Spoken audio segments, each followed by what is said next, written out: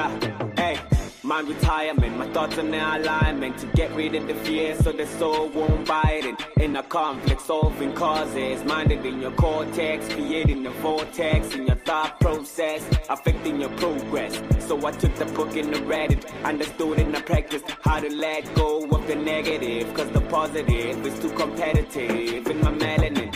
Now how do I react to others like sons of others? I figured I should do authorized covers. My mind is so ahead of time. The only thing that I'm searching for is to die inside of my anxiety, breathing happily. I just need a moment of clarity to make it up perfectly. In the war within, but still needed help from my next of kin.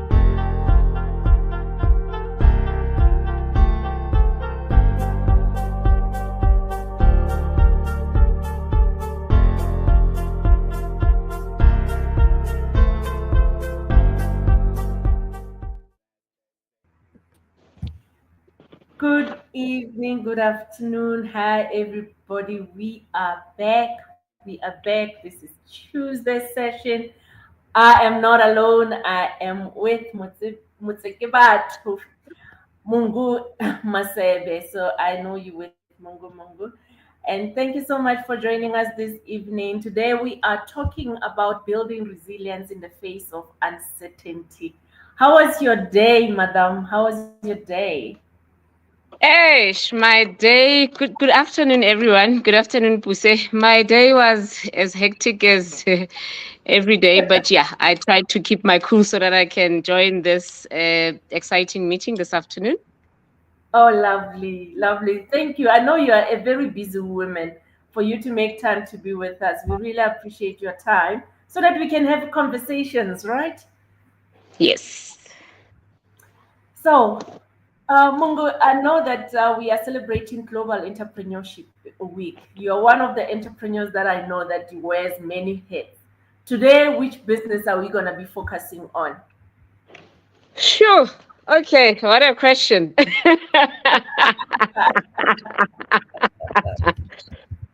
What a question. What do you want to focus on? So we will focus on the training business. I think let's go to the training business, the mentorship Is it business. Mete or your coaching business?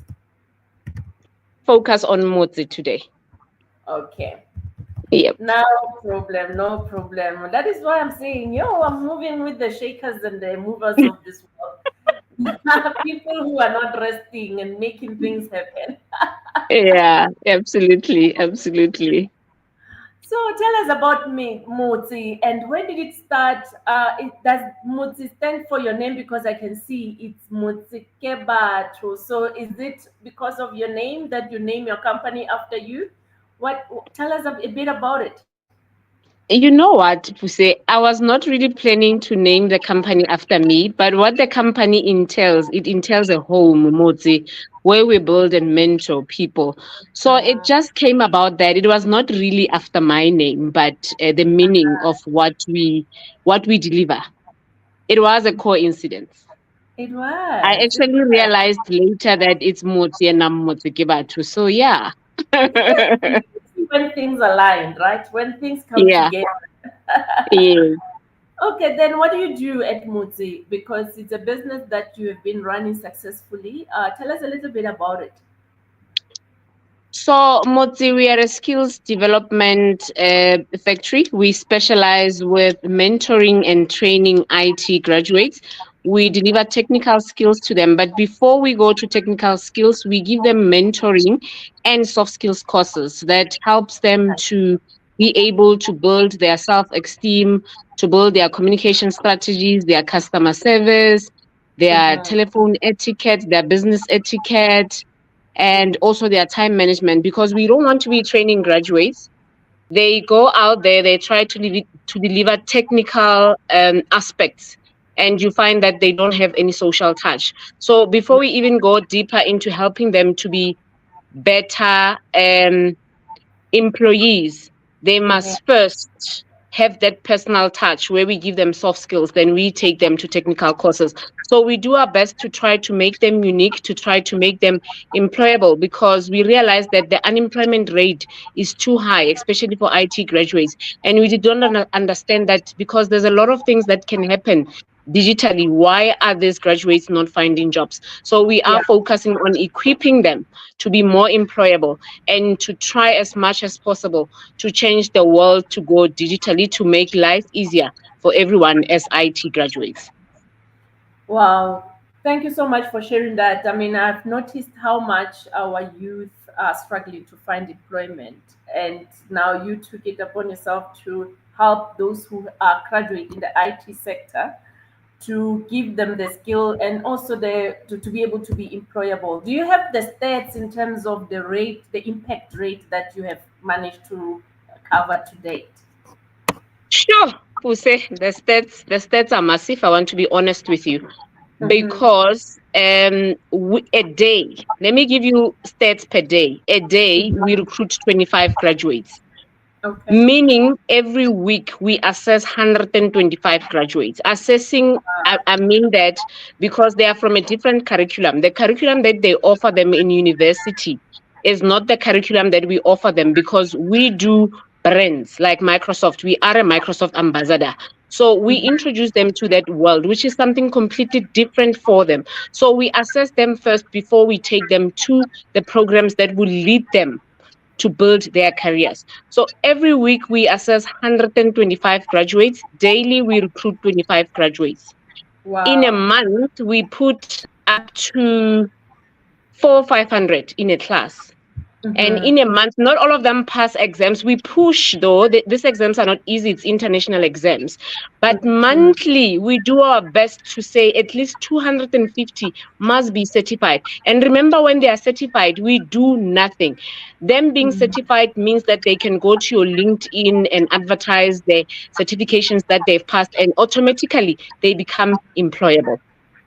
So the Wow. systems that we use, they're linked to LinkedIn. So automatically when they pass, their international certificates are sitting on the portal of Microsoft. Their international certificates are sitting on their profiles. They can link that profiles to LinkedIn and immediately potential employers can see them. So Mm-hmm. every month we make sure that we have 250 graduates that have completed and are certified. So it's 25 per day and 125 per week. Gee, man. And this has been, And how many years have you been existing? we have been existing since 2020. So we started this momentum in COVID because in COVID, everyone was hopeless, especially our graduates. They were like, if our parents are getting out of jobs because of COVID, then where are we sitting in our careers? Mm-hmm. And with the experience, with the IT experience that I have, I said to myself, I'm sitting at home. I still have a job. People don't have jobs. I'm in IT. I'm at home. What can I do for the coming graduates for them not to lose hope? And that's Mm. when I started practicing Microsoft 365, how to use your teams. And then I discovered that I can actually be able to train these graduates from home. So that's when Mods started booming in 2020. We went digital onto everything, onto training, and then this thing grew, and it also helped us to reach out to graduates all over the world. Because let's say we have an office in Pretoria, that means we can Yeah. successfully serve the guys that are around Pretoria because it will require them to travel, and they can't travel because we are doing a sponsorship. It's not a learnership, it's not an internship. There is no stipend. We only sponsor the education because, again, we don't believe in paying graduates. We want them to study so that they can earn their salary fairly. Because when you start Mm. giving them stipends, they don't even study. They rush to month end like parents to say, I want to pay bills, I want the stipend. So we want them to train first, be certified, and then they can go out there and earn their monies, not from us, but from their hard work. So during COVID, Motse started and Motse grew in COVID. So Motse is a product of COVID and ongoing to showcase to the world that even in any disaster that you can find, IT is there to answer your questions. And we are still doing that to say, even if a disaster comes, we are saying we are here to equip your children, continue to take them to school. Wow. This is great. Amazingly that you were booming during 2020 when most people were faced with uncertainty. Most businesses were closing down. You found a niche and you ran with it. I like what Tepo is asking you, Mungush. He's saying, do you, all candidates have to be graduates, or do you also take candidates that have only grade 12? Okay, that's a good question. I only take graduates who have from diploma. They can have level 4 and level 5. That's okay. And the reason why I take graduates, Puse, I want our kids to understand that nothing comes easy in life. You can't walk out of grade 12 and you just walking into a 2 days. The longest course we have is 5 days. You walk into a 5 days course and you get a job. They need to learn to start working hard before they get these things. That's mainly the reason why we do this, because these days things are quite easier. Our kids, they can get funding to go to school, they can get NFSAs, they can get other bursaries. So we need to teach them that before you go to this advanced courses that you get for free, you need to study hard, get that degree, that get that level 4, that level 5, and then we can jump you into the space, because we call them advanced courses. We do exciting events for them to show them that now you are growing, now you deserve to be in the space. So it's only for graduates, no grade 12s for now. No. And mainly it's for those reasons. Wow, lovely. Thank you. I know that you might have faced you might have faced some challenges along the way. What are some of the challenges that you were faced with within your business, and how did you navigate them? So the challenges that I faced in the business would be to say, why is this course 2 days? Is it valuable? And all of that. What Mm-hmm. helps me a lot is research. I got into this business with knowledge and experience. So the Mm-hmm. companies that I used to work for, Puse, I called myself an ambassador for those companies, because I made sure that everything that I do it with understanding. So that Mm-hmm. when I want to open a business, I understand what I'm doing and I'm able to answer all the questions. Mm-hmm. Mm-hmm. So immediately when I started getting experience in the companies that I worked for, I always told myself that I am the boss of this project, not the boss of the company, not the boss of anyone, but the boss of the project. So the attitude that has helped me, it's that attitude that I enter into the space with understanding. And what has helped me with the challenges is understanding and restructuring and staying humble. Because if you have experience of things, you need to remain humble and you need to be able to help the people that are around you or the people that you are servicing to understand with humbleness, not with aggressiveness. So being humble helps me a lot. Mm-hmm. Restructuring helps me a lot. Mm-hmm. I like what you've said about spending time and getting to understand so that you are able to impact and impart knowledge with others. Because most people go into industries that they do not understand, especially entrepreneurs, but they do not also invest time in learning and acquiring all information so that they can build confidence in building their own businesses. So I'm so glad that that's one of the things that you understand was key for you to build so that it can help you build resilience. So I am aware that you are aware of yourself as Mungo, as the MD of Midzi, and also as the business owner in multiple businesses that you are running. How important it is for you to raise your self-awareness, like to be aware of who you are in order for you to run your businesses successfully.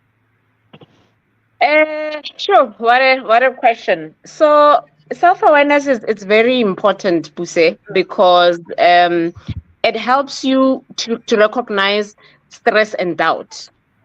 Mm-hmm. There's time for stress and there's time for doubt. Mm-hmm. So being aware and understanding who you are and understanding your business is very important, because you would know that right now I'm stressed because of financials in the business. Right now I'm stressed because of performance in the business. It's never about doubting what you are doing. So self-awareness is very important. Hence I said that for me, it's very important to do the business that you understand so that you can grow in it. For myself, I do not take anything to make sure that I'm self-aware of what I'm doing. I do not take anything that I don't understand. Rather to learn new things that are not in my vocabulary, I would rather excel in the things that I'm already doing. Mm-hmm. Mm-hmm.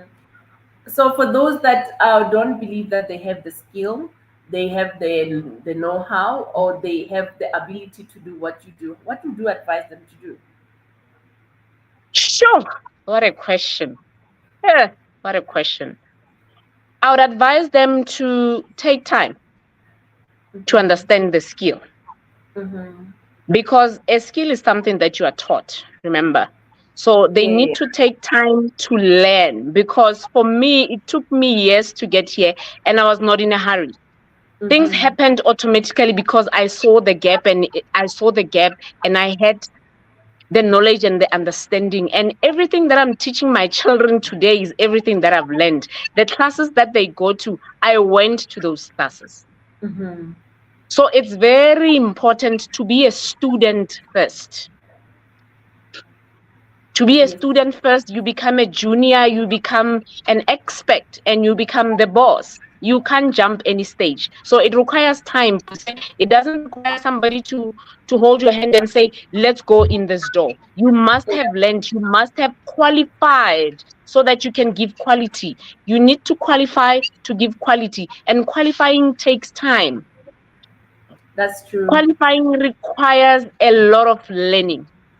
That's so So true. I'm not sitting here as a leader because I was fortunate. I'm sitting here as a leader because I had to sit in that class, become a student, and then after that become a facilitator to facilitate the facilitators that are facilitating today.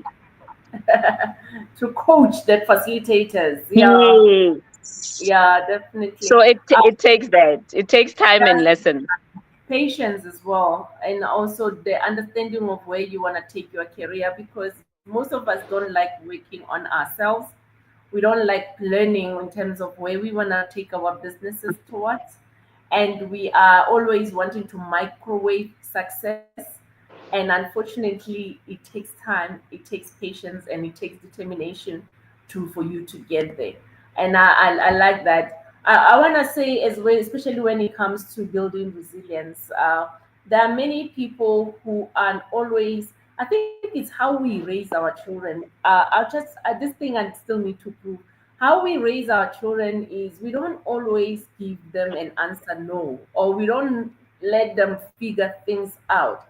We as parents, we rescue our children so much that tomorrow when they are at work and they have to build resilience, they can't withstand pressure because they never knew how to withstand pressure from childhood. And now they are at workplace, they want things to come easy, they want to be rescued, they want to be babysitted, and it becomes hard.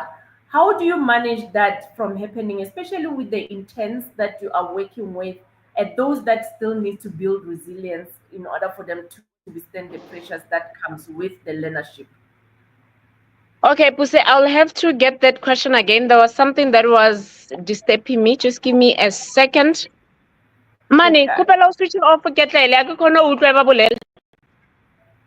Mane, kupela o switch off ketlele. Switch off the mic. Okay. Sorry, you can I can repeat that for you. So I was just saying that resilience is something that we as entrepreneurs we have to build, right? So what I wanted to know is how do you help some of your interns to build resilience, especially when they are challenged during the course of the internship program? How do you help them? Because some of them come with the hope that they will be spoon fed, they will be bailed out during the time of difficulty. You, as an organization, how do you guys assist them in building resilience? All right. First things first, we do an information session with them so that they can, before we do anything, we have an information session with them so that they can understand what they're getting themselves into, understand that we are doing advanced training. We are not there to spoon feed anyone. We make it clear with them. Clarity works for me, Puse, because I don't want people to be confused in the programs that we do. So clarity helps. Not being rude, remaining humble, but putting our foot down to say, this is how we do things, this is how we would like things to be done, and these are the reasons why we want things to be done in this particular manner. And then from the induction process, we do something that's called personal development skills class, where we present and tell them what we think personal development skills is. There is no book for that. We don't write a book for that. We go as a team and present about what we think building self-esteem is. We invite coaches like Mr. Michael Tsepotabani to come then also give their input. So once we have that class with them, and then we go into a class where we allow all of them to present and we listen to them. That's when we give them sort of a power to say, you can be able to stand there and speak for yourself and present. Even if you are not in our audience, outside there, you can do it without us. So we teach them that obstacles will come, but you need to stand on your own. Even though we are there as mentors supporting you, you need to be able to stand on your own. Because in that international exam, we are going to mentor you, we are going to create a profile for you, but in that exam center, you'll be sitting alone. That exam center has your ID. That exam belongs to you. If you don't want it, you're not going to go and get it. We will give you the tools to go and get it. And we're not going to give you the technical tools only. We are also going to give you the personal touch of how you go and get things yourself. That's why we always make sure that before we go to the technical courses, we want them to remove themselves of being technical and remember that they need to have personal skills. So we're not saying they come empty. We touch on their personal skills and we work as a team. We don't open a manual. We have open conversations with them to say, this is what experience has taught us. This is what we see. What do you see? We are equal in these conversations. We present for you and you come back and present for us. That's how we teach them. And we know that when they go into that technical classes, they're going to grab everything. They're going to be independent and responsible because they have to walk away with those certificates, and those certificates belongs to them, not to us. It's not for us, it's for them. They're not doing us a favor. They need to understand that even though we are walking the journey alongside them, but the journey belongs to them. Thank you so much, Mungo. What are some of the things you as a business owner you struggled with? I know many entrepreneurs struggle with self-doubt, or they struggle with not feeling like they are worthy of success. What are some of the things that you had to overcome yourself in order for you to run this business successfully? The things that I had to overcome, so when I started the business, I was alone. And I'm a perfectionist. And having to pull people in the team was a struggle. It was a difficult thing to do. Trusting them was very difficult. I had to deal with that as a person to say, Mongo, if you want to grow, you need to be patient. As much as you are patient to build a business, you need to be patient with other people because they are not like you. You come a long way. They meet you right now and you are giving them your vision. So that was my challenge, that are these people understanding my vision? When are they going to learn? How do I handle them? That's when I realized that, you know what, I'm not perfect. No man is an island. I need a mentor. I am a mentor myself, but that said, I need a mentor that can help me to come down, that can help me to restructure and help these people to become what they're supposed to be in the business. Not to become what Mungu wants, but to become what they're supposed to be in the business. Because I believe in a business, even if you are the boss, the people that you are with in the business, they are your brand ambassadors. They have to grow with you. They have to understand the vision. And you are the only person that can help them understand the vision by being patient with them and walking the journey with them in humbleness. So I need a lot of help to understand that not everybody is Mungu, not everybody is going to be straight like a ruler. You need to be patient with people and teach them. And not everybody will come with experience, because there's a challenge, Puse, in each and every job advertisement. They want experience. People don't have experience. I came with the element to say that, especially the graduates that I am mentoring, I need to give them jobs.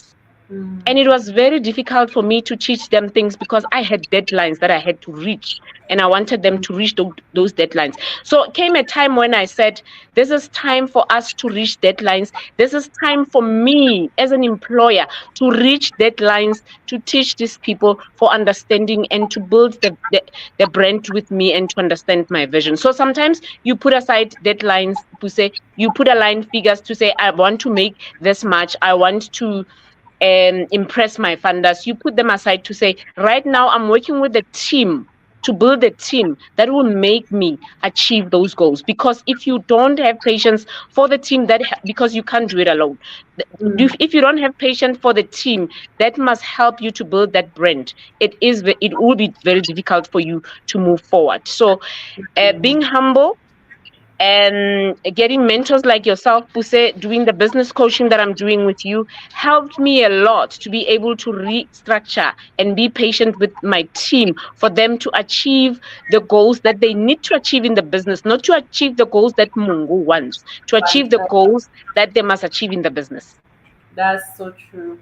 That is the powerful state of mind that every entrepreneur should get to. Because sometimes we forget that it is not about you. It's about the bigger picture of where you're taking your business, the ability for us to articulate what we want to achieve, the goals of the business, and how to plug in the team to drive the force of moving this business forward and trusting that they are with you in this journey. So, Mongo, many of us as entrepreneur, we don't understand failure, and we are fearing failure. Most small businesses, and even yesterday when I was talking to Karat Katleho, we spoke about this part of failure. How do you view failure as Mongo in the business? And yeah, how do you view it? Sure. How do I view failure? I view failure as a learning opportunity, Mm-hmm. because every setback has taught me to assess what went wrong without harsh self criticism Yeah, and yeah. extract valuable lessons from what we call failure. Mm-hmm. So, one of the most significant insight has been that failure is not an end, but a stepping stone to improvement and innovation. Mm-hmm. So, it is important to understand that when you fail is not the end. When you fail, it's not about you, it's about the product. You can still wake up and do better and learn. Mm-hmm. Failure is sort of an awakening to say, you did this wrong, restructure, reassess, Mm, evaluate, put mm, more effort, engage with partners, grow your team. So if you mhm, don't, according to me, if you are mhm. perfect every day, you will stay there, you won't learn. So failure Yeah, helps you to to step forward. It's yeah, not a setback. So yeah. if you're gonna be in that chair and say, I failed, imagine what happens when you give up. When I have Mm, challenges, I always say to myself, imagine if I give up and Mut is not there tomorrow because I only failed one thing in a day. And I want to categorize the whole company, all the milestones that I achieved in one failure. We fail and we go on. It's not a setback, it's just a lesson in a it's day. just most definitely, most definitely. I want to say to our viewers and those who are watching us in our Facebook, our Instagram, our YouTube, please feel free to ask Mungu any question. I mean, you can hear this is a woman on fire, a woman who has built resilience in the face of uncertainty. She's running her business Motse, and she can, I mean, we can learn from one another.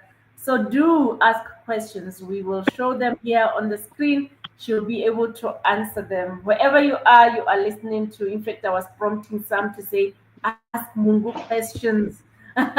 So do feel free to ask questions wherever you are when you are listening to us.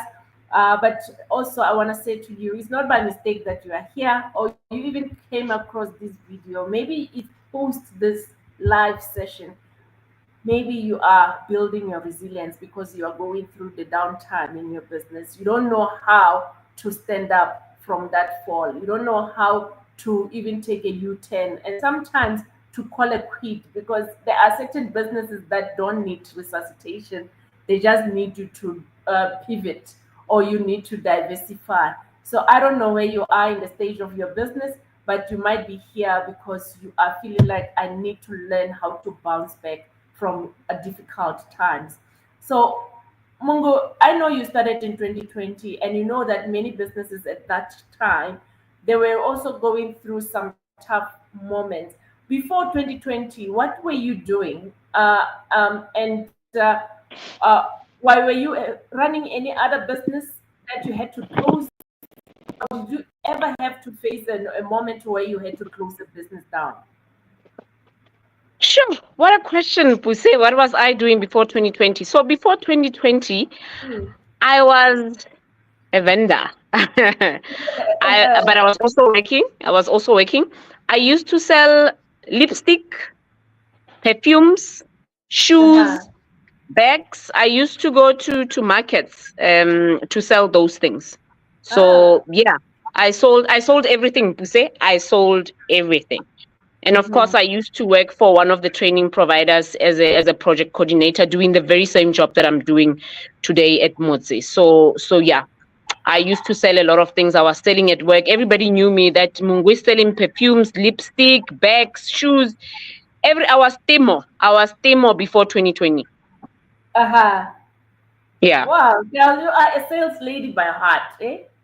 Yeah, so I even sold Herbalife. I sold a lot of things. I sold a lot of things. Oh man, that's good. Forever living, I was there. So yeah, I sold a lot of things. Yeah. China Mall You know, used to be my friend because I uh-huh. used to do, yeah, I used to buy my things there and sell them. So yeah, that's what I used to do. My weekends before 2020, every weekend I was busy at markets in Pretoria going to sell my things. And then Monday to Friday I would be at work. But at work they also knew that if you come to my desk, you'll find a display of perfumes, shoes, lipstick, bags, you name them. So everywhere I went, my boot was always full of things. I used to sell slimming tea. Yeah, my house used to be a store. So yeah, before 2020, I was Supermarket. there. You were a Yeah. supermarket. Yeah, I was there. Hypermarket. No, that's a good skill to have. You know how many entrepreneurs are struggling with that skill of selling? People are scared for rejection, and they are scared to not be able to sell, for clients to buy. There are so many reasons why people always believe that they're not good at sales. What would make a great salesperson, from your experience of selling so much and being able to trade, and still even now being able to sell the skill and get sponsors? What do you think are the great qualities or skills that a person should have in order to sell their businesses or their products? Okay, here's the trick. Don't sell what you don't use because you're not going to be able to explain how it works. You're not going to be able to give the experience. So Uh, everything that I've sold is something that I use. I sold a handbag because I would be carrying it. That you see how beautiful I am with my handbag. Do you see how my lipstick is sitting? Do you see my figure? I'm using the slimming tee. Do you see my shoes? I'm wearing the same shoes. Can you smell how good I smell? Because I'm using the perfume that I'm selling you. I'm not selling you something that I've never used, something that I don't know. I'm selling uh-huh. you something that I use. So the trick is sell what you understand. It will be very simple for you to interpret that to people. So that's what helped me in my selling career to be able to be a salesperson. On above that, I just want to add to that, because what you are saying is so valid. If you don't believe in something, it's very difficult to sell. So Yes. above that, gain as much knowledge about what you do, because there are many people who can't even sell their own businesses, not because Yeah. they can't sell, but because they haven't gotten a buy-in in their own business, that they have what they do can help people. What they do is what people need. They still don't believe that. They still don't believe my coaching can help somebody transform their lives. My coaching can unlock potential. So till you buy into what you do, you won't unlock your selling skills. So sales comes with your conviction you have about yourself, the conviction that you have about your products, the conviction about you have about what you are doing. Then you will then holistically carry it, and you'll be one with it, and it will make it easier for you to sell. I'm also a great salesman. I can sell eyes at Eskimos. You know that, Mungu, hey? Yeah, I know. I know. I met you for the first time when I came to your coaching, and The way you presented your work without saying so many words, I wanted to buy all the programs. I wanted to go into all the programs All the because programs. you know the nice part is that you don't sell a mentorship program and then you are not there. Yeah. Your people are there to sell us you. And Puseleto is not there, but we bought Puseleto's product. But you were there to give us that warm bath, the massage, the food, the talks. You were there. That's why we managed to buy more projects from you because we know we do it with them. That's one thing that I like about Mind Retirement is that everything that we do it with you. If we're saying we're having a retreat in East London, we know that we're gonna be with you there. So sometimes it's really demotivating for a person to sell the thing, then that person is untouchable. You can't meet the person. You buy a thing, but you can't meet the person that you are giving the money to. So sometimes it's a bit of that person becomes a celebrity to you, but you are supporting that person's business. So that Mm, a lot of people don't understand this. It's always nice to be with the brand, to see the brand. I think that's one thing that I really loved about Mind Retirement because I went there, Puseleto was there. We do massage, Puseleto is there. We are on lunch, Puseleto is there. We having conversations, Puseleto is there. And I was like, this is awesome. If each and every business person, if they can learn this, they will go far. wow. Wow. You know what? As part, it becomes more difficult as the business grows. As you know, you now you have facilitators. You used to facilitate, and the interns used to work directly with you. You had to employ facilitators because the business was growing. So at times as well, I have now a set of coaches that are now working. But one thing I make sure is that the Puseleto essence remains in even in all my coaches that I work with. So thank you Yeah, for so much for that. I like what Gloria is saying here. Gloria is saying that's true. I once sold weave, but I was not wearing them. I had to start wearing them, and then the sales were good. Then I understand that people buy what they see. what I see. Absolutely. That's so true. Absolutely. There's no way you Absolutely. can sell a product that you don't believe in. You will show that you are selling, but the moment you own it and you believe it, it's easy to talk about it. And that's Yeah. a skill I can say most of us as entrepreneurs we all need to make our businesses a success. Yeah. Mungo, I just need you to really give me I think one thing I needed to ask you because I have put some few questions for you. How do you maintain focus and motivation when you are faced with long-term challenge? Because you know, as entrepreneurs, especially when we are self-employed, there comes a time sometimes you are sick, health-wise, you're not well, right? But the business still has to continue and the business still has to run successfully. How do you maintain focus and motivation during those times when you are faced with challenges and you do not have immediate solutions? Sure. Puse, that's a challenging one because I actually faced that this year for the first time since I was in business. And hello, it was a serious challenge because everything had to stop because Mungu is not there. And I was like, this is not good. So what I had to do there was to break big milestones into small milestones, and that's where that realization of building a brand within your people and being patient with training your people came about to say, but I'm a human being. I'm going to get sick. I'm going to need leave. Somebody will have to stand in for me. Then this year I had to wake up to say, you see, Mungo, making everything about you is not going to work for this business. You need to learn to trust people. And for people, for you to trust people, you need to trust yourself for you to be Yeah. trusted. Yeah. So that those challenges, Puse, had to push me out of that comfort zone of saying Mungu is the boss, Mungu knows everything. If Mungu can't do this, the company will stop. When I'm sick, when I come back from hospital, the company has to be operating. Mm, And for me to maintain my mental health, I need to take breaks, not a break just to go and jog. Take leave as a human being. mm, mm, So I've learned to break big milestone into small packages to say, this is the plan. If this happens, This is how I'm going to handle it. If this Mm-hmm. happens, this is the backup plan. So I've created backup plans to say when I'm not available, this will happen. Yeah. For example, the classes, we would have 10 classes in a day, for an example. So on Mm-hmm. each and every class, I ask to be invited so that my name shows there. Mm-hmm. Even if when I'm sick, when I'm not available, even if I can't go to a class and say, hi guys, how are you and how are you doing? So that everybody can feel that the brand owner is here. They can, Mm-hmm. at least they can see my name, that I'm involved. So those were one of the backup plans, to say, even if you just add my name there and I'm not there, people can see that she is here, but she's not here, but she's here. Mm-hmm. Mm-hmm.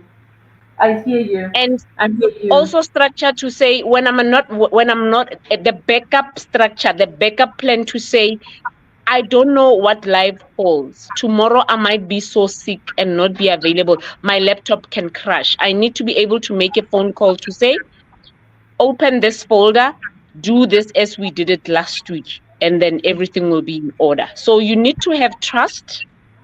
You need to be able to break your biggest milestones in small pieces, so Yeah. that somebody who is not you can be able to carry those small pieces and make it what is supposed to be, not for Mongo, but for the business. So don't Definitely. build everything that you build in big chunks, because we believe the word big is big. The word big sometimes is overwhelming. It's better to break things into small pieces, so that even the next person can be able to compile those pieces into that big thing that we are all trying to achieve. So Yeah. not making it about you, but the brand is very important. And for the brand to be understandable to everybody who is involved, it's it's a big thing. It is a big thing. We learned the hard way, I must say. As you are saying, this year was the hardest year in terms of your health, and you had to learn certain things. One of the key things I always say to all of us as entrepreneurs, including myself, is to be able to build businesses that can grow without us being there. Meaning, we have to put systems in place. We have to ensure that we have our word book where our employees can refer back to. Should you not be able to speak, they can always have a handbook that they can go into to see how do we do something if ever we are faced with this kind of a challenge. But systems is one of the areas that small businesses think it belongs to big business. But I can tell you, it frees you from small, minute activities that even systems can handle for you, and we can automate as well. There are certain questions now I don't want to answer. I want the robot to answer, because you find that it takes a lot of time answering questions that don't lead to sales. But at least by the time a client gets to you, you know they have been answered and they are ready to buy. So we need to automate, we need to build business efficiency in a way that whether we are there or not, there are certain things that are able to be done outside of ourselves, and we can leverage on technology. Uh, I was saying to my friends, is that the way we buy expensive gadgets, a cell phone, a watch, a laptop, but we hardly maximize its potential. We only use probably 3-4% of its potential, and it could do so much for us, and we don't know how. So it's time that we start using these smartphones that we have to create an office away from an office that we can automate, we can leverage from AI, we can use all these free apps that can support us as small businesses. So we earlier on we were talking about sales, and I think now here I want to acknowledge her comment. She says any product is best sold by the owner. Confidence and product knowledge plays a big role, which is what you were saying, Mongo. And another thing she speaks about when you were talking about your being absent at work, where she says the art of delegation and skills transfer and trusting others will save us as small businesses, because if everything lie with you as the business owner, or every knowledge of everything that is happening in the business, it sits with you, you will never go on leave. You won't be sick. You will be sick, but not sick because your mind won't rest, because you are worried if they will answer the client correctly. Yeah. That is very said, hey, I was joking when I was in Cape Town. I was at the beach, and then my daughter says, "How do you feel when you don't have your laptop with you for a change?" I'm like, "No, it feels so good that I can be on holiday without my laptop." Because Yeah, I know I've traveled with someone that I'm talking to right now, who will always have her laptop with her. I don't do that anymore. I don't do that anymore. A lot of things have changed, eh? Ever since I've joined this business coaching, a lot of things have changed. Not even at the restaurant, we are going for dinner. There's this laptop sitting next to us. I don't do that anymore. I don't do that at all. Okay, Gloria says, Mungu, how do you resuscitate the love of entrepreneurship after you have had many challenges that took away all that you had? I'm having difficulties to find motivation again. What a question. Um, so with myself, the thing is, this thing is spiritual as well. In the process of entrepreneurship, I'm also uplifting. I'm also helping people. Number one, I am motivating IT graduates who are struggling to find jobs. That's passion for me. That's spiritual for me. Number two, people that I employ, it's people that have never worked before, that I mentor and I train for them to become better employers. Not for myself only, because I know they would want to grow into other companies. So my love for people, my spirituality, and my aim to grow and mentor the youth of South Africa keeps me going. I always remember my why. Mungu, why did you start this business? Was it for money? No, absolutely no. Like any other person, I earn a salary at Motsi Puse. I earn a salary at Motsi. That's all. So it's all about the passion. It's all about what I want to deliver to communities. It's all about how I want to change the unemployment rate. So I always remember my why to say, Mongo, are you doing this for the money or for the love or for the calling or for the spirituality? So I'm doing this is spiritual for me. We say I'm so blessed. I thank God each and every day. I don't know how this happened, but God gave me a job that fulfills my calling and my spirituality. It's a blessing. I don't know how this happened. I mean, but I'm fulfilling also my career as a psychologist, as a life coach, and as a community builder. And this completes me. If I go to bed without changing one life, I become incomplete. So that keeps me going. No matter the challenges, I take the challenges as they come. I say it's one of those things. This is my growth space. If I don't get challenges, I'll never grow. What does not move me does not make me grow. So the challenges motivate me to grow even more. If it's difficult to help just one person a day, then I can see how it's difficult for those people when they're on their own. So that pushes me to do more. Oh wow. Connecting with your heart, your why, and the ikigai, they call it an ikigai. If you understand why you are doing what you do, it should be motivation enough to help you resuscitate your business and your entrepreneurship. After so many failures, I think we always step back to understanding why was I doing this, and that should give you energy to build the courage to start again or to keep going. Thank you, Mungo, for that answer. Tapo says, I believe that our businesses are an extension of who we are, which makes their growth susceptible to our own. So, what areas of your own growth have negatively impacted the growth of your business? What areas of your own growth have negatively impacted the growth of the business? Yeah, Oh, okay. yeah. Um, So that's the question that Tapo is asking. What is what areas of your own growth have negatively impacted the growth of your business? Okay, so I must say that I'm so fortunate because the area that would negatively impact that would be marriage, because husbands don't understand that sometimes you have massive deadlines that you have to focus on. So I am fortunate because my partner understands that my company, it's not just a brand, it's a job, and it's something that puts bread on my table, and it's something that puts my heart in completion so that I can be a happy wife and a happy mother. So marriage would be the one thing that would impact me negatively because I put in a lot of hours into my work.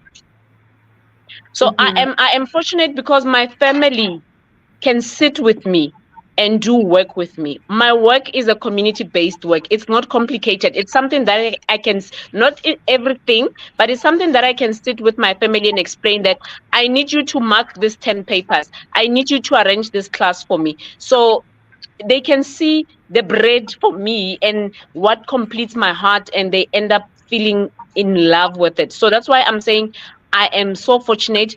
I have nothing to complain about that's being negative in my area that can impact me negatively, because this is so aligned to me. And I am so fortunate that my support system understood my bread from the beginning. My kids, when they grew up seeing what I am and what I do. They even call me AZ900. My child, when he started to speak, he was saying AZ900 because that's the language that I speak daily. The other day, my child did a project at school, and he had to speak about my company and said, my mom works at AZ900. My mom does AZ900. So I enjoy that. It's supposed to be negative, but it is positive because my support system understands me. They understand my calling. They understand my spirituality. And it's mainly because of how I demonstrated this to them, not as a job, but as a brand, but as something that mama, as something that the wife lives for. It is part of my being. It's not something that started yesterday to say that I'm in fashion, I'm a celebrity, I'm doing this. It's something that comes a long way. That's part and parcel of who Mungu is. So there is nothing negative there that can impact my character or my life in any way, because this is glued to Mungu. Yes, it's a business because it's a registered company, but this is attached to Mungu. This is attached to Mungu's soul. This is attached to Mungu's day to day, and it's part of my family as well. I'm not saying my children should go and work for Motsu when they grow up, but they know what completes Mama, and they know what brings bread to Mama's table, and they know that Mama loves building the communities. I hear you. I hear you. Earlier on, you did mention that one of the things you had to overcome as well was being a perfectionist, which could be one of the areas that you needed to grow on so that you can actually positively build your business. And there are a lot of things that, as the business grows, we identify about ourselves and we realize that they're no longer working for us, and we have to just be open to learning and becoming better version of ourselves as well. Thank you, Temple, for that question. There's another question from Welasi, who says, have you come across those who have just studied IT and yet not into it, just saw it as the in your advice? Help me read that. Have you come across those who have just studied IT, not if not yet into it, or not yet into it, just saw it as there is there's in your advice? I hope you understand what Welas is saying. I'm trying to understand. Have you came across those who just studied IT and yet not into it, just saw it as there in your advice? I'm not sure if I understand the question fully. I'm not sure if I understand, especially at the end. Have you came across those who just studied IT and yet not into it? I come across people who are just came out of tertiary, and I deal with last year students, like people who are giving me transcripts to say, Mungo, I'm completing my degree this year. I've got a transcript. I'm only waiting to graduate. I would like to go into the courses because here's proof that I'm a graduate. I'm only waiting for my certificate. Yes, I come Mhm. across people who just finished studying IT. And maybe the person who's asking the question is just trying to say maybe they studied IT and they are not in it anymore and so forth. A lot of people would lose interest, Puse, because they don't know which way to go because there's a lot of speciality. You are a software develop. You studied software development, but the curriculum does not really lead you to say what are you gonna do next. So when you take our advanced courses, you can see what you can specialize in because there's there's a whole lot of role-based courses that we introduce you to. We say to you, we are doing Power BI right now, but there is modern work, there is AI, there is this and this. We give you we register you a profile on Microsoft for you to be able to go through the whole content and see what you can fall in love with. So you can fall in love again with IT because you will be seeing a whole lot of exciting things. Like I said, there's AI there, there's modern work, there's Power BI, there's Asia, there's Microsoft 365. So going back to that platform and going through the content can make you fall in love with it even if you just graduated and you are not sure that did I just do the right course, am I going to win here? So us creating a profile for you and exposing you to almost all the role-based courses in Microsoft can help you to rekindle the love of why you studied IT in the first place. Love that. I love that. So, Kubita Metsi, when people want to reach or sign up for these programs, where do they go? Can you give us their contacts or access to where they can see more of these programs you are talking about? Okay, they can check us on www.modzeic.co.za. They can send us an email on info@modzeic.co.za. And then when they send us an email, we can have a chat with them. Lovely. It was such a great pleasure talking to you. And thank you so much for honoring our day at Mind Retirement as we celebrate the Global Entrepreneurship Week. We are doing this whole week. Today we are talking about building resilience in the face of uncertainty. We spoke about how to build resilience. We spoke about failure. We spoke about how to bounce back during tough times. And tomorrow we have yet another invite to another entrepreneur who is on Mind Retirement program. So please tune in. 4 o'clock every day we are on this. There is a question that is coming through in the last minutes. I just don't want to close Nell out. And then she says, how can you advise someone who wants to be in the industry, especially women? What are the most challenges that you have ever faced? All right. As a woman, when we are in the IT industry, they look at you with that eye that can she do this? Who is she? Those things they come. To be a woman in tech is not easy. But like I elaborated earlier on, that experience helps a lot. Where you come from helps a lot. So I would advise another woman to learn more so that they can Mhm. understand more so that when they implement there are no questions asked. When Yeah. they walk there with their confidence, with their skill, they walk with an understanding. No uncertainties will come through, no questions, no challenges will pull them down. The challenges that will come will be the challenges that can grow them only. Wow. Thank you. I hope that helps, Neo, because I know that this industry, the IT industry, is like the green industry of today. There are two industries that are very lucrative, especially for women to venture into. I believe you're making millions, friend. Um,